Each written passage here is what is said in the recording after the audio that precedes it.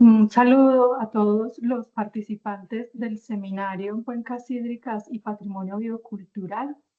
Yo soy Carolina Saldarriaga Ramírez, soy doctora en Sociedad y Cultura y magíster en Ciencias Sociales, docente de la Universidad Santo Tomás en Bogotá, eh, y pues estaba programada para participar en el seminario esta semana en unas reflexiones sobre turismo y los ríos. eh, y pues algunos sabrán que no pude participar directamente en el espacio programado por un cruce en unas actividades. Entonces, pues le agradezco mucho a los organizadores del seminario por la oportunidad que me dan de poder compartir con ustedes estas reflexiones por vía sincrónica. Eh, lo que les voy a contar pues tiene que ver un poco con un ejercicio de investigación que hemos realizado desde el grupo de investigación CAECHI, Centro de Altos Estudios en Cuencas Hidrográficas de la Universidad Santo Tomás. Venimos trabajando hace unos años con cuencas hidrográficas en Colombia, apoyando también los posgrados en gestión integral de cuencas hidrográficas. Y pues desde el año 2023 nos hemos vinculado al proyecto de itinerario cultural del río Magdalena como patrimonio de la humanidad, aportando reflexiones en torno a los temas ambientales, el estado de los recursos naturales en el río Magdalena y también reflexiones alrededor del turismo y las problemáticas del turismo en el río. Entonces, pues hoy quiero compartirles estas reflexiones, particularmente frente al tema del turismo. Me parece pues muy interesante este ejercicio que se ha hecho esta semana alrededor de comparar las dos cuencas de Panamá, del río Chagres y del río Magdalena en Colombia, que somos dos países hermanos que hemos compartido unos procesos históricos y culturales muy cercanos, y pues estos ejercicios académicos de reflexión y de intercambio comparativo pues me parecen supremamente valiosos, y pues agradezco mucho nuevamente poder aportar en ello. Eh, Me imagino que ustedes han ya hablado mucho sobre el río Magdalena, ya lo entienden, ¿cierto? Entienden la importancia histórica, económica, cultural y territorial del río. No me voy a detener a ello, solo pues recordarles que es importante entender que el río Magdalena, sea su importancia estratégica, pero también la complejidad territorial y ambiental, ha hecho que para su estudio, para su análisis, pues hayamos tenido que subdividirlo en las tres cuencas: alta, media y baja. Y también pues tiene que ver un poco con las particularidades que han configurado ese territorio desde el punto de vista de los ecosistemas que lo componen. O sea, tenemos muchos pisos térmicos, estamos hablando de un área de influencia que compone páramos, pero también bosques riparios, pero también tenemos áreas de zonas bajas arriba en el Atlántico, en el norte colombiano. Entonces, la complejidad territorial hace que en los análisis y en los estudios para abordar el río Magdalena, pues tengamos también esta división. Entonces, en el contexto de este río, ese contexto histórico que les han narrado desde distintas perspectivas, produjo un proceso de abandono, de darle la espalda al río por muchos años después de la pérdida de la navegabilidad, y hoy en día pues han venido planteándose estudios desde diferentes perspectivas técnicas para la recuperación de la navegabilidad en el río Magdalena, pero también para el desarrollo del turismo, para la activación del río Magdalena como un potencial turístico para el país, de manera que pues próximamente se plantea el inicio de un turismo de lujo en el río Magdalena, eh, en el cual pues puedan haber una serie como de actividades alrededor de visita a distintas ciudades de interés históricas, patrimoniales, y que también pues permitan que los turistas puedan disfrutar de algunas actividades culturales relativas a la cultura fluvial. Este modelo de desarrollo turístico que se está planteando para el río Magdalena, que va unido a la recuperación de la navegabilidad, es muy problemático por varios elementos que voy a plantear en esta presentación. Entonces, lo que quería empezar con esta diapositiva, porque lo que nos está mostrando es cuál fue el modelo de desarrollo turístico, o cuál es el modelo de desarrollo turístico al que le está apostando el país frente al desarrollo, las posibilidades de desarrollo turístico que tiene el río y que podrían convertirse en una oportunidad para las comunidades, cuáles son las tensiones entre esos dos modelos de desarrollo turístico que se pueden dar y además, pues, qué tienen que ver los conflictos hidrosociales en la mitad de todo este esquema de desarrollo turístico. Entonces, la perspectiva del Estado colombiano es desarrollar un turismo de lujo. El turismo, al ser tan problemático, pues ha permitido que académicos e instituciones de desarrollo turístico a nivel mundial planteen opciones para poder reducir las presiones que genera el turismo en los territorios y una de ellas ha sido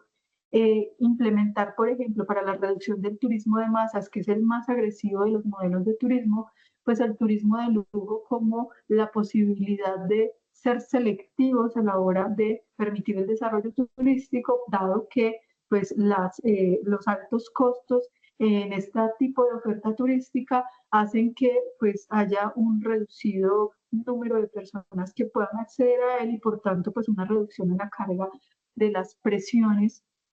frente al territorio. Sin embargo, este modelo de turismo tiene discusiones frente a, por ejemplo, condiciones de desigualdad en el acceso a las posibilidades recreativas, pero también una idea que está implícita en esta selección de este tipo de turismo y es que pareciera que se considerara que solo los turistas con un nivel adquisitivo alto pues tienen también una conciencia ecológica que les permite generar un mínimo de impacto sobre los territorios visitados, lo cual pues ya de diversas perspectivas teóricas pues se ha considerado que no es necesariamente verdad.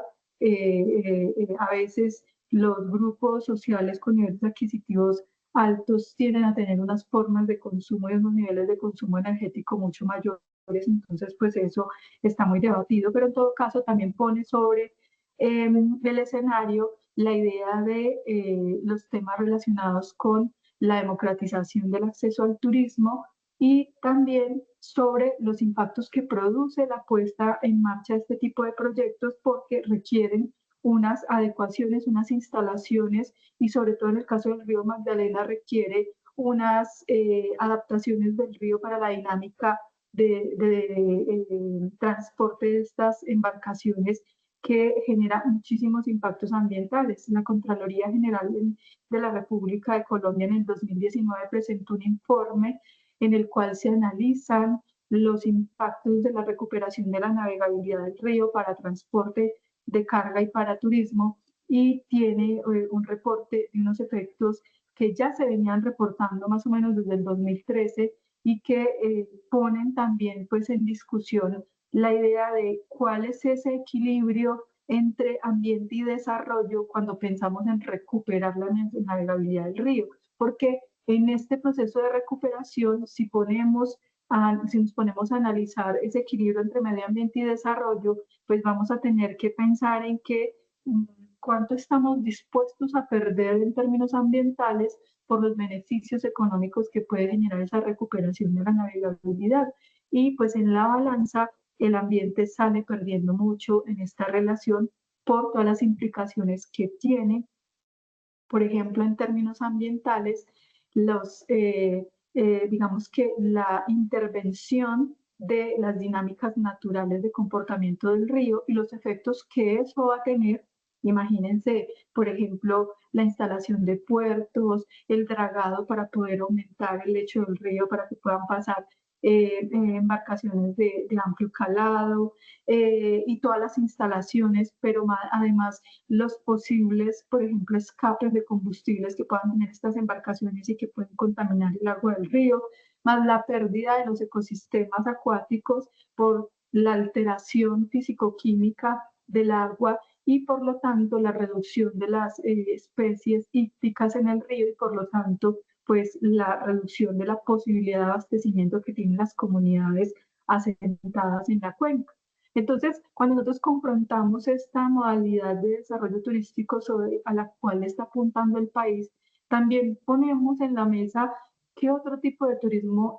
podría desarrollarse, qué potencial de turismo tiene el río Magdalena que podría pues generar unos equilibrios y unas formas de desarrollo distintas y una democratización no solo del acceso a las posibilidades de recreación en el río, sino también del acceso al bienestar económico que puede producir otra idea de turismo en el río Magdalena. Entonces, actualmente, cuando hacemos un análisis del potencial turístico de la cuenca, nos hemos dado cuenta que la cuenca, pues, por el tamaño, porque cruza casi todo el país, por los territorios, la diversidad cultural y ambiental que tiene el río, por todos los territorios que cruza, pues el potencial de atractivo turístico es inmenso y las posibilidades de turismo fluvial y de turismo cultural alrededor de, por ejemplo, los oficios como la pesca, las artesanías, la arquitectura y la gastronomía son muy amplios. En ese sentido, por ejemplo, podríamos pensar en un turismo asociado a una pequeña escala, paseos en lancha, deportes acuáticos, unos cruceros panorámicos, sí, en ese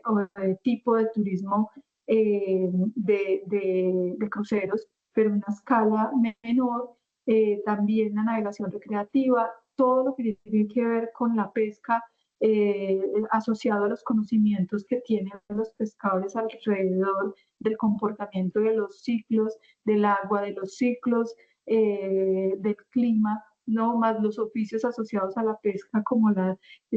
redes, la construcción de embarcaciones, el cuidado de los peces, todas las dinámicas del negocio de la pesca y el conocimiento que hay allí son un potencial tremendo de desarrollo turístico. Colombia, por ejemplo, es un país que hoy en día se está consolidando como un destino de observación de flora y fauna, en particular de aves, y eso atrae un turismo especializado muy interesante y el río Magdalena pues es un destino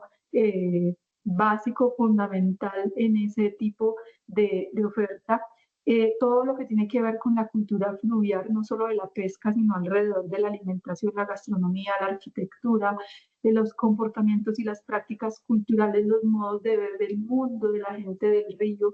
y en general, pues turismo cultural de pequeña escala que tiene un valor muy importante en términos del potencial económico que tiene y es la posibilidad de redistribución de la riqueza asociada al turismo, ¿no? Entonces, todas esas experiencias culturales, además, gastronómicas, festivales,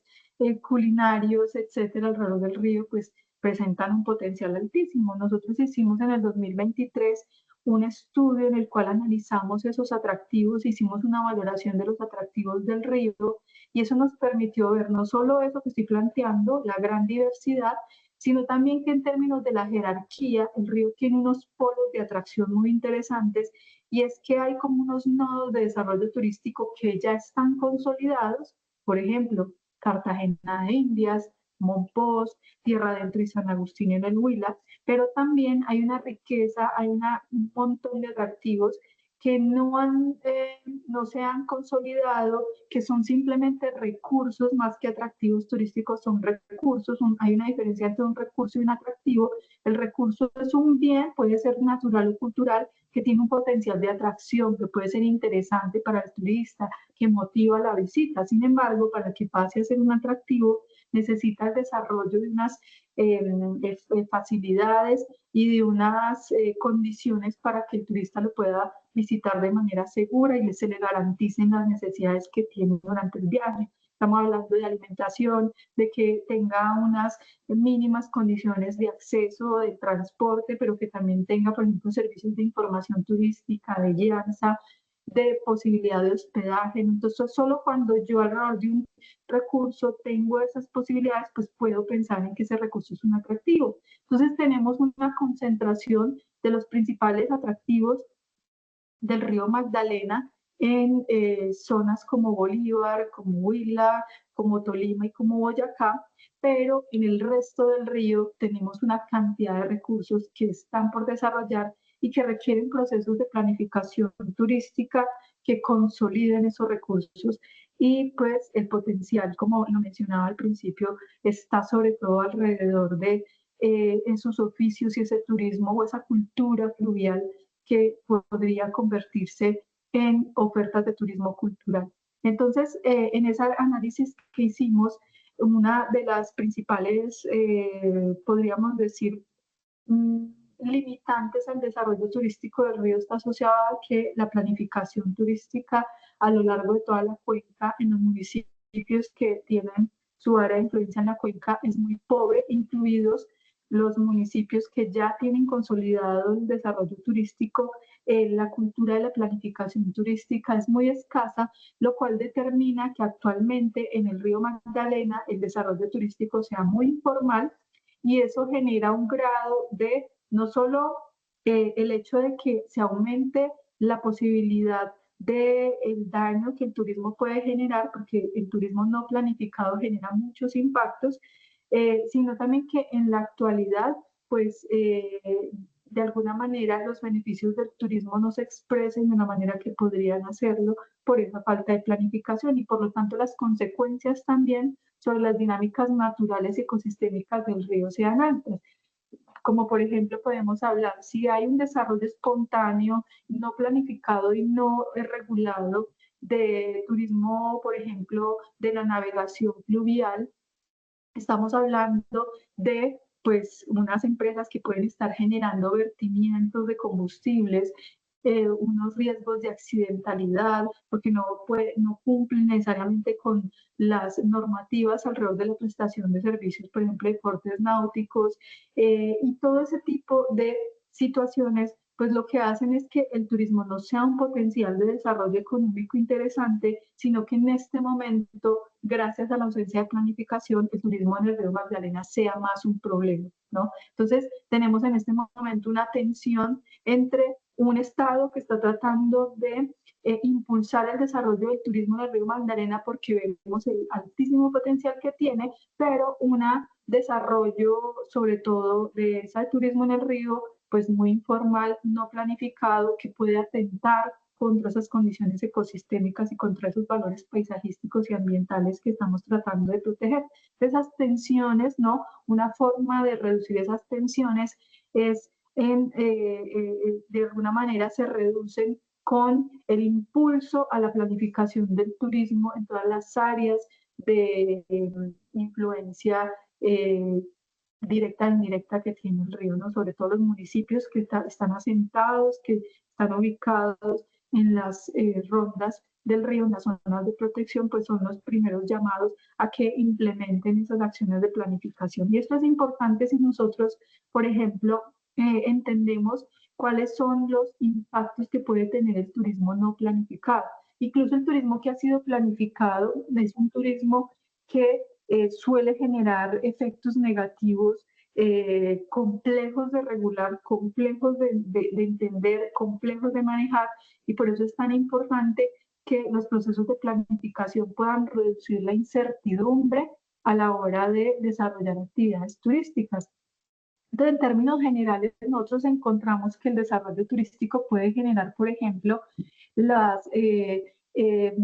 migraciones laborales. Entonces, en los territorios donde hay desarrollo turístico, pues las comunidades que habitan las zonas aledañas pueden verse interesadas en irse a vivir a estos focos de desarrollo turístico porque encuentran mejores oportunidades de empleo, mejores condiciones de calidad de vida, pero al pasarse a habitar a estos nuevos territorios, aumenta, ¿no?, la población en el territorio del destino y por lo tanto pues aumentan el costo de vida porque aumentan las demandas sobre arrendamiento, sobre los bienes básicos y también eso produce una reestructuración social, empiezan a cambiar los estilos de vida, ¿no? También porque pues es normal en los destinos turísticos que las comunidades locales empiezan de alguna manera a ver en los turistas y a copiar los modos de comportamiento y de consumo de los turistas y por lo tanto empiezan a cambiar sus propios modos de vida, ¿no? Entonces también empiezan a, por ejemplo, implementar no solo actitudes, comportamientos, modos de expresión, modos de vestir y modos de también, de alguna manera, sus propias expectativas de vida se empiezan a modificar para integrar esas expectativas de vida de esas poblaciones. Entonces, las comunidades que no han sido capacitadas para el turismo, que no han mediado, el desarrollo turístico no ha estado mediado por una reflexión colectiva sobre estos impactos, son comunidades que son más vulnerables a estos cambios también. pueden en modelos o en zonas de desarrollo turístico ya masificado, los índices de rotación del local y las tensiones o rivalidades entre turistas y comunidades se disparan. Esto tiene que ver, por ejemplo, con cuando uno empieza a ver en destinos que la gente insulta al turista, que no lo ayudan, que no le quieren prestar un servicio, que lo tratan mal, zonas, por ejemplo, donde grafitis en contra de la actividad turística se empiezan a presentar. Ese tipo de situaciones manifiestan las tensiones crecientes entre el turista y el local, que a menudo son generadas porque los locales empiezan a ver que las administraciones municipales empiezan a privilegiar procesos de desarrollo para el turista y mejores condiciones de prestación de servicios que las que tienen las propias comunidades que habitan las zonas. Entonces, las comunidades empiezan a ver que las mejores condiciones de agua, de energía, de transporte, etcétera, se dan en los territorios que son zona de influencia y de visita turística, en oposición a zonas muy degradadas o zonas que no cuentan con prestación óptima de servicios. Entonces eso empieza a generar una resistencia, un antagonismo, una rivalidad entre esas comunidades anfitrionas y los turistas, que empieza a generar también pues una pérdida del mismo potencial turístico, porque son comunidades donde la visita turística se vuelve incómoda, el turista se da cuenta de esa incomodidad y no quiere volver, no genera una publicidad positiva, un voz a voz, y termina pues afectando el mismo marketing del destino. Dentro de los impactos económicos también suele ocurrir una sobredependencia al turismo, lo que hace que sean territorios muy vulnerables, porque la actividad económica asociada al turismo siempre se recomienda que sea una actividad complementaria y nunca una actividad exclusiva, ni que sean territorios dependientes de esa actividad por precisamente su vulnerabilidad. La actividad turística puede de un día para otro cambiar su potencial. Hablemos, por ejemplo, de por ejemplo, un derrumbe que pueda afectar el acceso al territorio turístico, pues hace que por un número de días significativo no haya ingreso de turistas y por lo tanto cae la actividad, con la consecuente afectación económica de todos los actores de la cadena de turismo. O podemos poner un ejemplo que ocurrió durante la gripa H1 o el problema de la gripa asociado al virus H1N1, donde, por ejemplo, un país como México, donde el turismo era un indicador económico fundamental para su economía, pues se cae, ¿no? Porque ya no podían entrar turistas al país, y entonces pues van a haber una economía muy afectada por ellos, ¿no? Entonces, ante una actividad económica tan estacionaria, tan sujeta a ese tipo de cambios, pues siempre se recomienda que los territorios tengan una actividad económica principal distinta al turismo, y que el turismo sea una actividad complementaria que diversifique la economía, las economías familiares, pero que no sea la principal fuente de ingresos. Entonces, muchos territorios no entienden esto y empiezan a sobredepender de la actividad turística, lo que se convierte pues en una situación muy compleja. También el turismo impulsa los cambios de usos del suelo, los cambios en las tradiciones productivas, por lo tanto la pérdida en esas identidades basadas en los oficios y en las prácticas tradicionales como la agricultura, como la pesca, ¿no? La pérdida de la tenencia de la propiedad pues genera también esa pérdida del arraigo cultural, el aumento también de la fragmentación de las propiedades, porque sobre todo están muy asociadas al hecho de que los turistas a veces se enamoran de esos destinos, empiezan a querer habitar esas zonas, empiezan a ofrecer dinero por los predios, y empieza a cambiar también esa tenencia de la propiedad, transformándose toda la dinámica cultural y social y económica. Entonces, hay una pérdida del control local sobre la economía, sobre los negocios, se desarticulan los sectores productivos tradicionales, a un aumento de los costos de vida porque aumentan los impuestos, los precios de los bienes, y en general hay una modificación generalizada de las actividades comerciales, transformándose todas esas, digamos, dinámicas naturales de uso del territorio que habían. Entonces, yo he mencionado ya cómo esos impactos económicos y sociales generan estas también impactos culturales, que han sido reportados en mucha literatura académica sobre impactos del turismo y que en algunos sectores, por ejemplo, el río Magdalena ya se vienen presentando, ¿no? Frente a otros que apenas se están consolidando y se están desarrollando. En términos culturales, por ejemplo, es muy significativo cuando, por ejemplo, las comunidades se dan cuenta que los turistas tienen interés en sus bienes materiales y esos bienes materiales dejan de tener una función social, un significado, se empiezan a convertir en objetos de industrialización, por ejemplo, en lo que conocemos como el souvenir, donde esa producción artesanal se transforma hacia una producción comercial en serie industrializada y por lo tanto eso pues genera una pérdida de autenticidad, el significado, el vínculo espiritual que ataba a las comunidades con esos bienes y con esos objetos se pierde, se banaliza y entonces pues aparecen ya de alguna manera esa desarticulación de esas relaciones históricas con esos bienes materiales. Entonces también pues empiezan a haber cambios en los procesos, por ejemplo, de desarrollo urbano, los sitios históricos, en algunos casos, si tenemos una mala planificación, pueden ser degradados, pero también tenemos que pensar que el turismo sí puede generar impactos positivos cuando está bien ordenado, planificado, pensado, cuando las sociedades han sido eh, eh,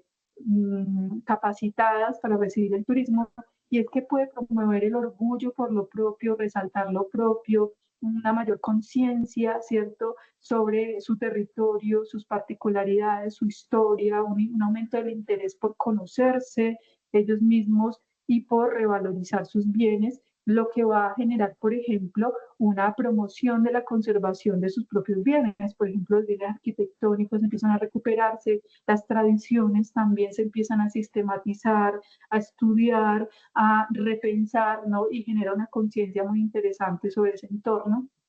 que revalora los espacios que pues habían pasado a ser parte del olvido, ¿cierto? Imaginarios eh,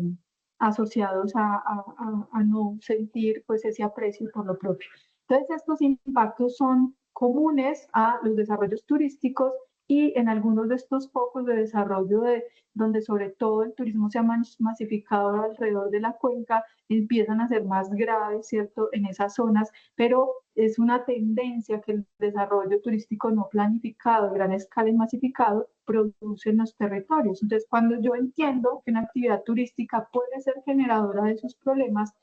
y yo cruzo la idea o la comprensión de actualmente qué se hace en el río, yo empiezo a ver que el potencial desarrollo del río como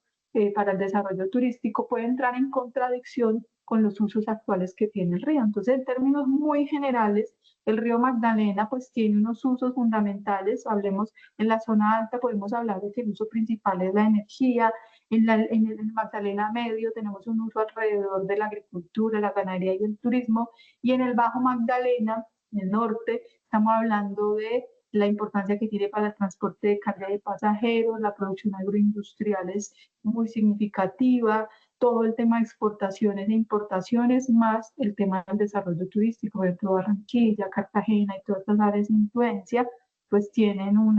eh, estamos hablando del destino turístico más importante del país después de Bogotá, ¿no? Que atraen los desarrollos, ¿cierto?, alrededor de esa actividad. Entonces, si yo empiezo a cruzar estos usos, estamos hablando de un aumento de las presiones, ¿cierto?, sobre, o unas demandas sobre la oferta de recursos que tiene el río. Porque cuando hablamos de turismo, estamos hablando de que el turismo dispara una población flotante. Entonces, en estos territorios hay una población que tiene unas demandas sobre los recursos del río, pero cuando hay un aumento de la actividad turística, se dispara temporalmente esa población, entonces es una población adicional que también requiere agua, que también requiere alimentos, que también requiere usar unos espacios específicos para satisfacer sus necesidades, en este caso recreativas. Entonces, aquí nuevamente hablamos de cómo buscar un equilibrio entre unas demandas naturales que tiene el territorio por la población actual que lo habita y los usos que hace el territorio frente a las nuevas demandas que va a producir esa oferta turística. Entonces, en este sentido, es importante que antes de plantear procesos de desarrollo turístico, entendamos esas ofertas, esos usos actuales, cómo se configuran y poder entender también que esos nuevos procesos de desarrollo, pues son generadores potenciales de conflictos. En este caso, nosotros hemos estudiado los conflictos hidrosociales que se producen en la cuenca y cómo cuando pensamos en desarrollar el potencial turístico del río, estos conflictos hidrosociales se pueden exacerbar. Es importante tener en cuenta o claridad conceptual frente al tema de los conflictos hidrosociales. ¿Qué se entiende por un conflicto hidrosocial? Conflicto hidrosocial es entendido como las tensiones que se producen entre distintos actores frente a un problema ambiental.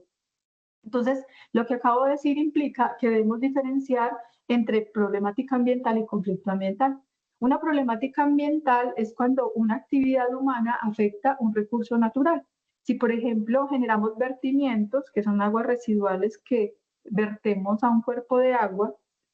esos vertimientos generan contaminación del agua. Hasta ahí estamos hablando de un problema ambiental, que es la contaminación del agua. Cuando un problema ambiental se convierte en un conflicto, cuando hay diferentes actores que tienen intereses que pueden ser contrarios o no frente al mismo problema ambiental. Entonces, si por ejemplo tenemos una industria que está generando esos vertimientos y alrededor de esa cuenca que recibe esos vertimientos, tenemos una comunidad que se abastece de esa cuenca, pero tenemos también actividades productivas agrícolas que necesitan un agua en ciertas condiciones para poder regar sus cultivos, pero también tenemos unas actividades ganaderas que necesitan acceder a una calidad del agua específica. Ese encuentro entre distintos actores con intereses diferenciados convierte el problema ambiental de la contaminación del agua en un conflicto hidrosocial, porque aparecen tensiones entre distintos actores donde hay contradicciones en los requerimientos que tienen sobre el agua. Son condiciones en las cuales las relaciones de poder, ¿no? Recuerden que tenemos relaciones dominantes, ¿no? Hay algunos actores que tienen una incidencia política, económica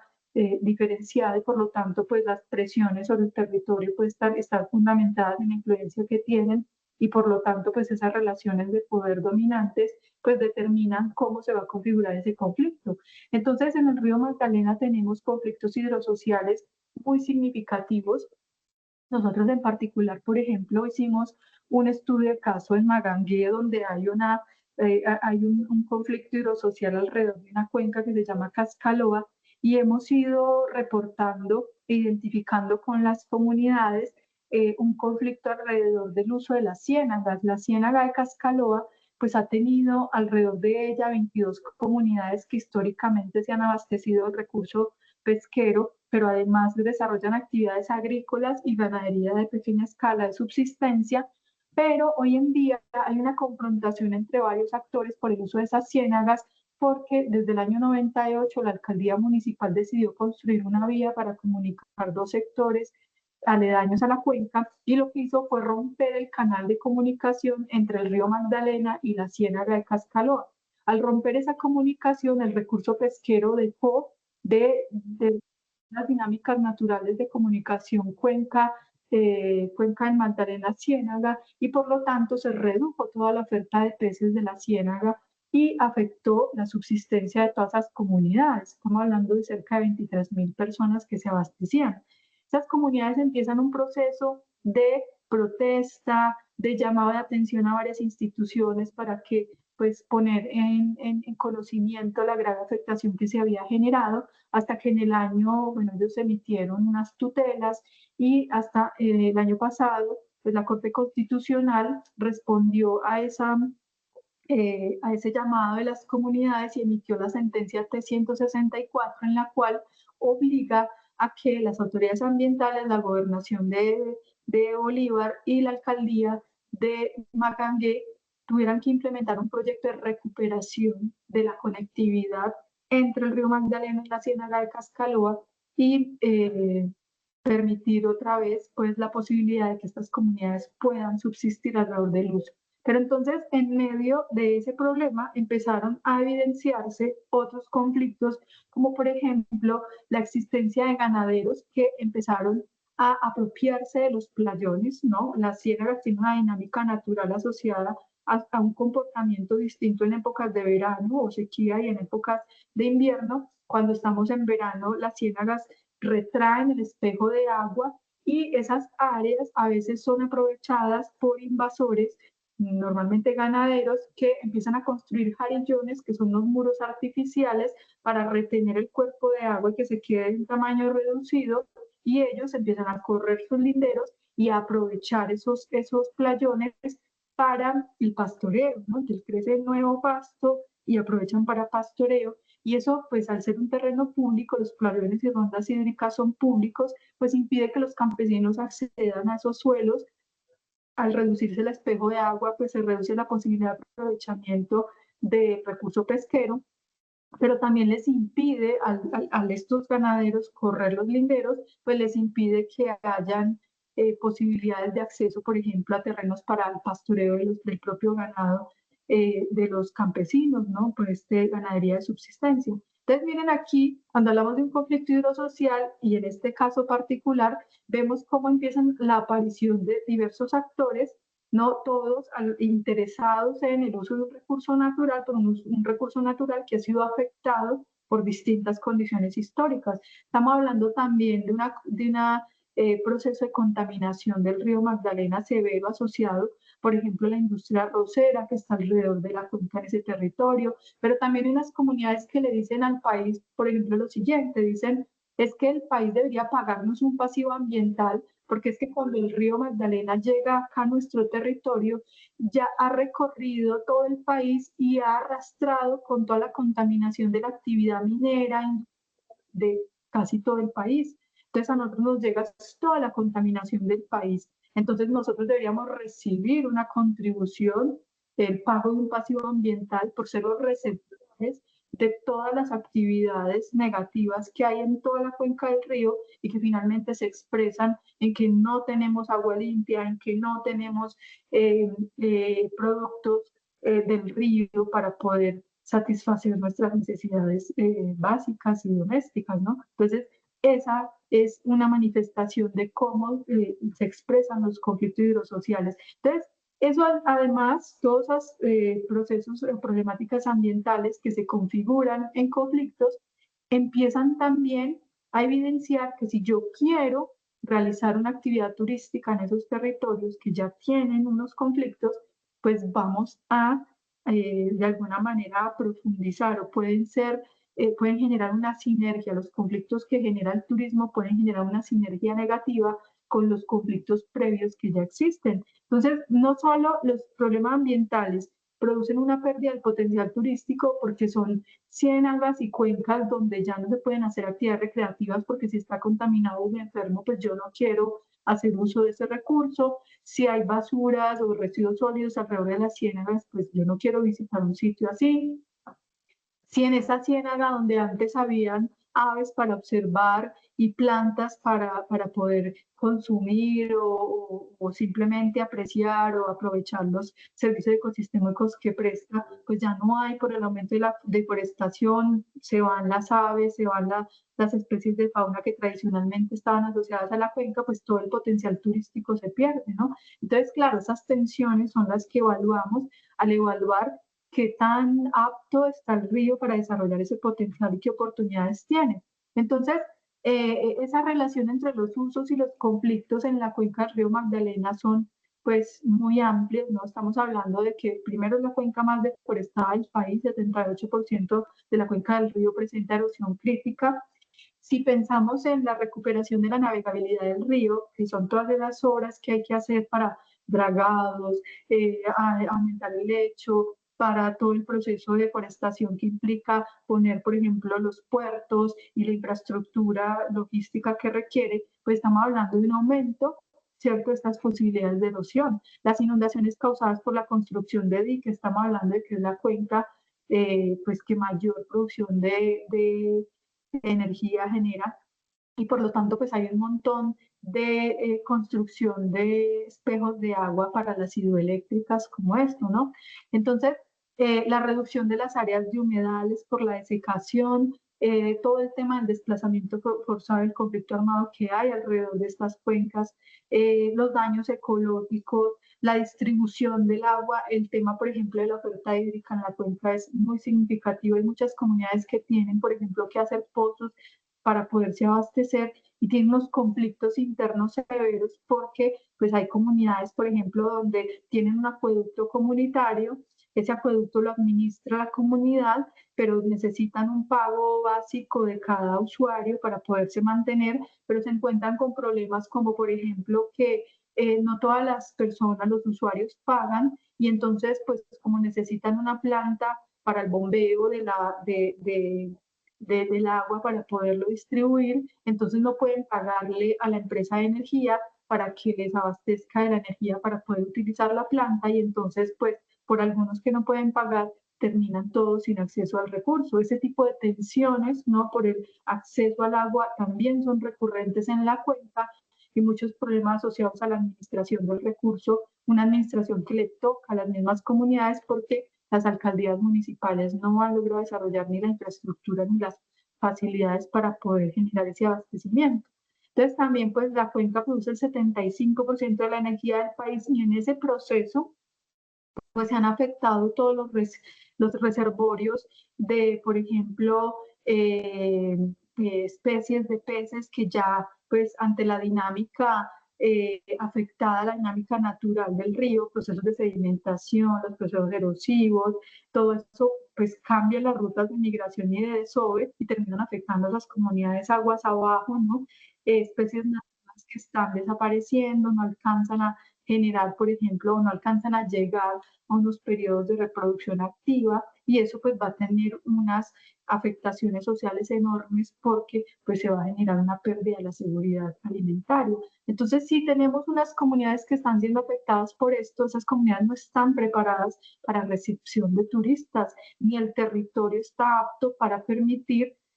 el aumento poblacional que implica el desarrollo turístico. Entonces, estamos hablando de los territorios donde hay usos desmedidos sobre explotación de la tierra, la calidad del agua empeora cada vez más por el desarrollo urbano, sobre todo en las partes medias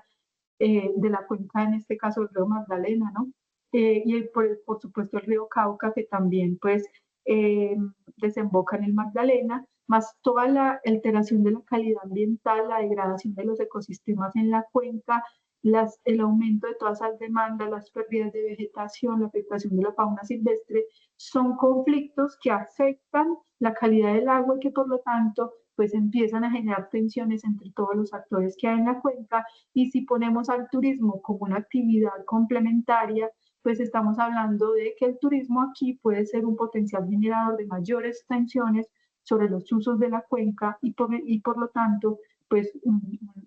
no planificado, mal enfocado y que se desborde hacia el turismo de masas, pues puede ser un turismo que definitivamente va a contribuir al deterioro paisajístico, ambiental, social y cultural de la cuenca y no a mejorar sus condiciones de desarrollo y de mantenimiento del bienestar para las comunidades. Entonces, esto era lo que les quería compartir. Les agradezco mucho nuevamente por el espacio. Dejo mi contacto con los organizadores del curso del seminario por si alguien quiere compartir impresiones, reflexiones, o si, por ejemplo, quisieran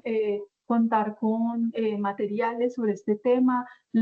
también los documentos que hemos publicado alrededor de esta temática eh, están disponibles en la red, lo pueden buscar con las palabras del río Magdalena, o me lo pueden pedir por correo, en fin. Entonces, pues, mil gracias y nos vemos.